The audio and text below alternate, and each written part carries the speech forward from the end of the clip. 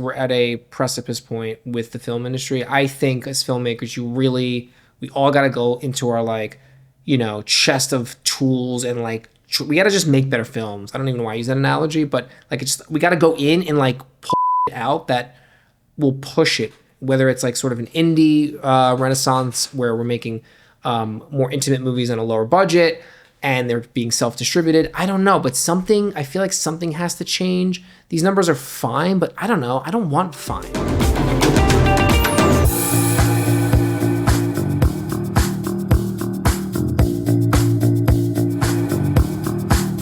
All right, welcome. We are here today to talk about, well, actually, happy Labor Day, first and foremost. We're in studio working on Labor Day. You're supposed to labor today. You're supposed to labor on Labor Day. The whole point of the day is... Thank you, Oleg.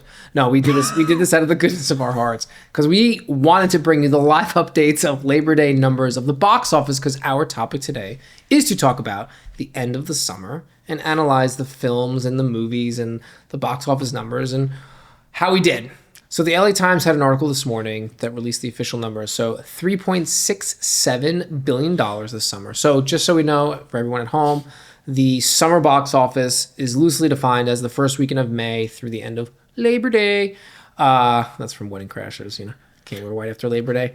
So $3.67 billion for the box office. A touchdown from last year. Last year's numbers were 3.68 in 2024. And of course, we had the Barbenheimer summer of 2023, which was, I think, $4 billion.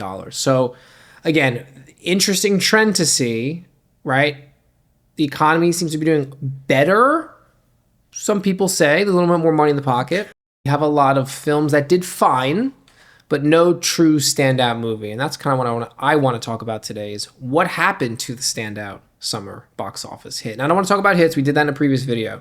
But the summer box office, that just took you by storm. Now, I would argue Sinners was that first film in a while. Was it classified as a... I don't know when the release date is, but let's just say that it's there. Sure. Or at least in the last year, Sinners was the film that most people went out for and they were rewatching. We did a video. We were on the street interviewing people, in Lincoln Center. They were just they've seen it 4 or 5 times in a row. It's incredible. I love that about cinema, that it could do that.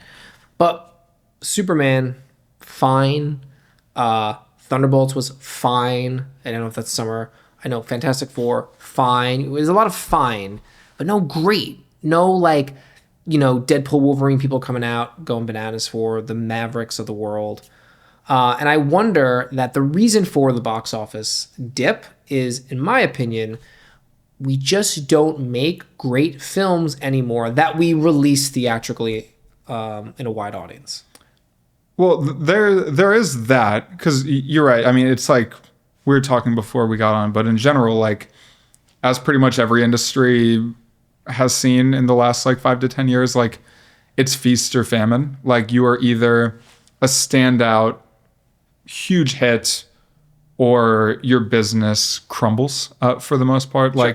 There's way less room for kind of in the 90s, you would see a lot of long theatrical movies. And even if something didn't do well immediately, maybe it was a standout at Blockbuster. You don't have that anymore. You're either an immediate hit or your film will probably not recoup in the same way. Yeah, it's very quick to do the guillotine, take the head off. But again, I just go back to, we're not making great movies as we used to anymore. We just don't see it. Now, you see every movie under the sun. You're always out there, and there are great movies being made, but they're not being distributed to the larger theater chains that most of the country has access to.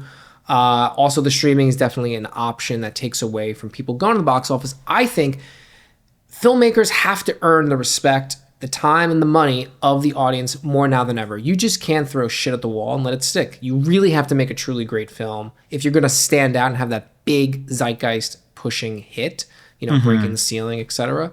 And we're just not seeing that. Everything I saw this summer was just fine. It was fine. I didn't leave going, I'm going to rewatch that again, except for Sinners.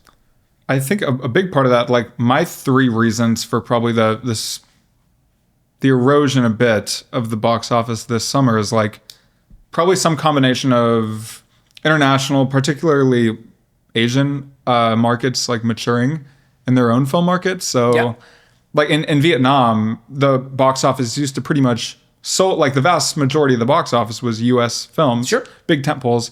Now it's like 14%. Yeah. A lot of Asian markets are kind of following that same trend where like these are now habitual moviegoers who, you know, they have a lot more theaters Sure. than they ever had, and they want to see their own stories on screen.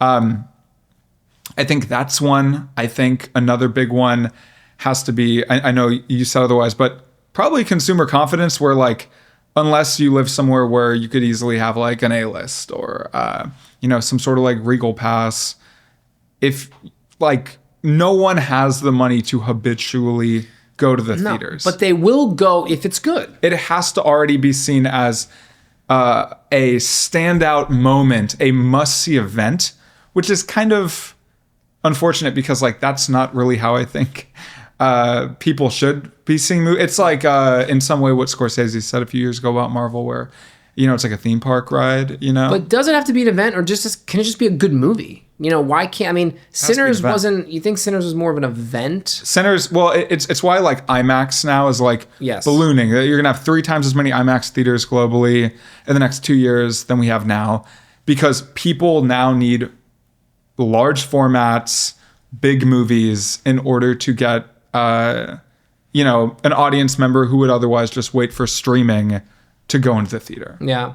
I have to look up some data. I don't have it on hand to kind of debate you on that. I do think, though, that the films that are being made are just kind of meh. They're a little bit more safe. We've become like a industry of mediocrity or safe bets. You know, they're not going to take too many risks with something. They're going to like dabble here, you know.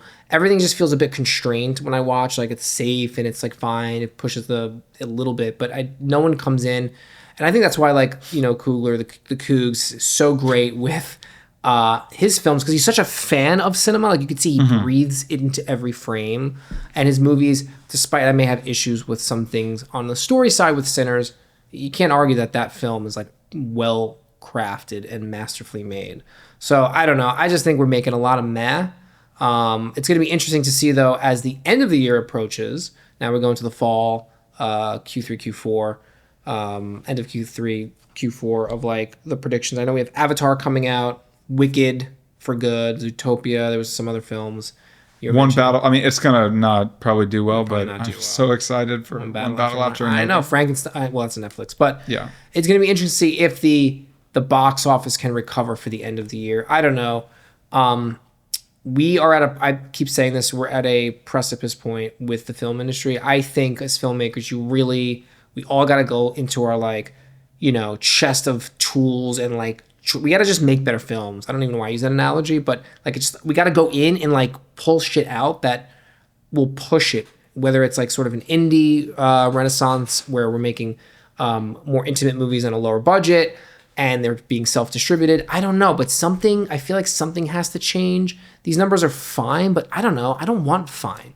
I'm not going to spend 2 hours and like $50 to take, you know, me and the missus out and like go to the film, the cinema for just fine. Like, I want something good. Like, time. I got a 20-month-old, dude. Like, I don't have time. Like, I love movies. I watch them all the time, but like my time should be earned now. And that doesn't mean you can't explore at home and see movies that are kind of meh constantly, but like it's just always in the theater. Like, you go to the theater and getting meh all the time. Man, I'm not a fan. 6-month theatrical windows. Yeah. More global stories.